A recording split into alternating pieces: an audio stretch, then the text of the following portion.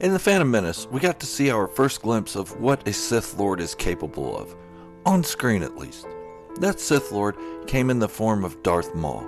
Black robes, red and black tribal tattoos covering his whole face, and horns adorning his head. He quickly became a fan favorite. He was cut down, literally, too soon. The fandom cried out for more of what was one of the most interesting characters of the Star Wars prequel era. The good folks at Lucasfilm heard our cries and gave us Maul's return. Not only did we get more Darth Maul, but we saw a character developed to the point that he rivaled even Anakin Skywalker in tragedy. This is the tragedy of Darth Maul, today on Star Wars Fanatic.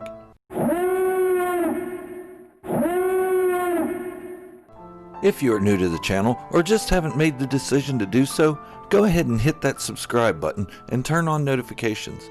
Give the video a thumbs up as well to support what I do. Let's see if we can get this one over 1,000 views.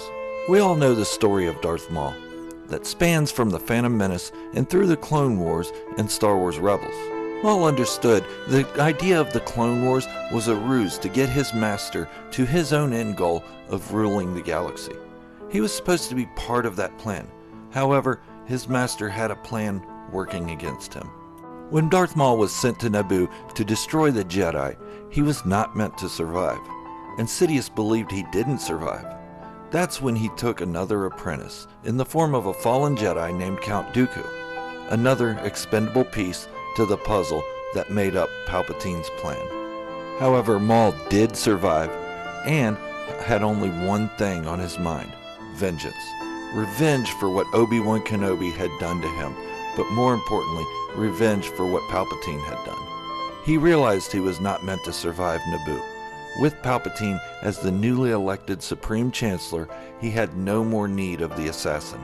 His duty had been fulfilled, and he was now replaced by someone who could enact the next step, the Clone Wars. Maul spent the next decade or more plotting his revenge against both Obi-Wan Kenobi and his former master. He even tried recruiting the help of Ahsoka Tano to destroy Anakin Skywalker, as he knew Anakin was the final piece to the puzzle. In disbelief and some defensive behavior, Ahsoka captured Maul, thus assuring Anakin's turn to the dark side and a collapse of the Republic. When his plan failed, Maul hid away on the Sith planet of Malachor until he was happened upon by Ahsoka Tano, Ezra Bridger, and Kanan Jarrus. He was there for a Sith holocron, a holocron that took 2 Force users to retrieve. Ezra provided that opportunity. Only Ezra ended up keeping the holocron. Finally, Maul convinced Ezra to meet with him so they could open the relic. They both needed something from it. When the holocron opened, Maul had what he needed: the location of Obi-Wan Kenobi. Where he would have failed at stopping Palpatine, he was dead set on not failing, having his revenge against the Jedi that cut him down. He found Kenobi on Tatooine. In a short lightsaber duel, Kenobi defeated Maul. Maul's dying words: "Is he the chosen one?" Speaking of Luke Skywalker, Kenobi's response as Maul lay dying in his arms: "He is." Maul answers, "He will avenge us."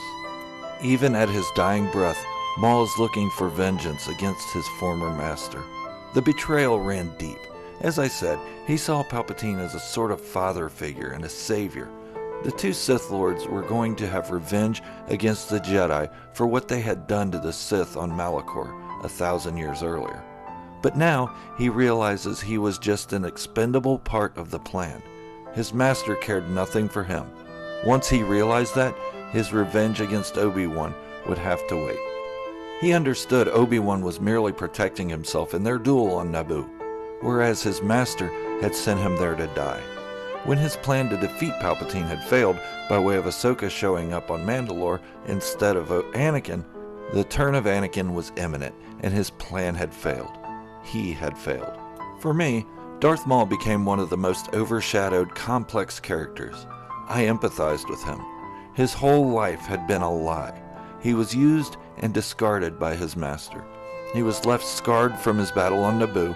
He had tried to warn the Jedi of Palpatine's plan, but was rejected by Ahsoka because she had so much love for her former master. Darth Maul had many endeavors throughout his life. However, he failed at just about every one of them. When Palpatine took him on, he was never meant to succeed, as far as he did though. The only successes he had was forcing Amidala out of hiding and surviving the duel with Obi-Wan. These were his own personal successes though. He battled with Obi-Wan and his master and failed. He created a criminal empire and lost it. He ruled Mandalore, and though he had faithful followers, he set up a plan to bring Anakin Skywalker to him. That failed. This caused the Republic and Ahsoka to apprehend him. He lost his Mandalorian empire. In the same move, he failed at getting his revenge on Palpatine and stopping his takeover of the galaxy. He failed at making Ezra his apprentice and failed at killing Kanan Jarrus. He ran the Crimson Dawn crime syndicate and somehow lost that too. It's yet to be seen how though. His last effort was to have his revenge on Obi-Wan. He lost that battle. Throughout Maul's life, he was set on revenge in some way or another. It was his motivator. We did feel for him though. He was a very sympathetic character, and he was a master fighter and very gifted with the Force.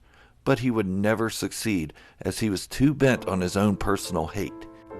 In the end, he lost to his nemesis.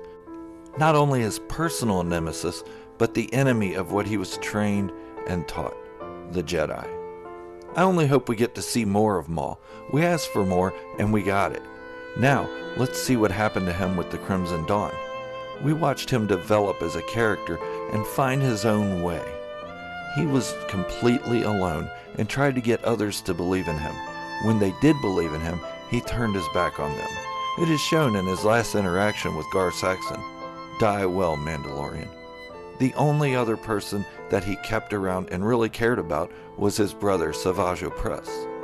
We had hoped to see him change, especially when he showed signs that he was not purely evil during Star Wars Rebels. Then, he went evil again, for his own aspirations. That is the way of the dark side though. When you start down the path of the dark side, forever will it dominate your destiny. Darth Maul was destined to fail without redemption. That is the tragedy of a great Sith Lord, assassin, and leader of a criminal underworld. Let me know in the comments what you think. Did you feel bad for Maul? Do you think his character was mishandled? If you are new to the channel and are still on the fence about it, please go ahead and hit the subscribe button and join me on this journey through Star Wars. There is so much more getting released, and I want to talk about all of it with you.